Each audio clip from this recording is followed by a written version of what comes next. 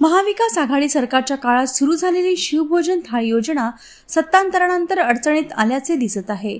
मागील 6 महिन्यांपासून शिवभोजन केंद्र चालकांना त्यांचे बिले मिळालेली नाहीत, त्यामुळे ते मोठ्या आर्थिक संकटात सापडले आहेत। काही केंद्र चालकांवर उपासमारीची वेळ आली आहे। ही योजना गरीब आणि गरजूंसाठी सुरू करण्यात आली होती, मात्र अडचणींमुळे तिचे भविष्य अनिश्चित बनले आहे। मी शिवभोजन चालून राहिलो आता 5 वर्ष होऊन राहिले। तेव्हा आतावरी तर बरोबर पैसे येऊन राहिले होते कोरोना काळामध्ये घेऊन।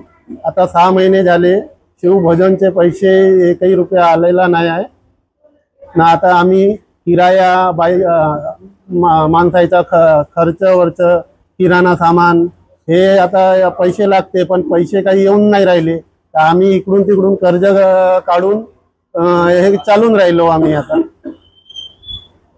आता पैसे काय आता राहिले तर पैसे लावायचे, नाही तर थोडं व्याज भट्ट्यानं आणून हे चालवा लागते आता कसं तरी।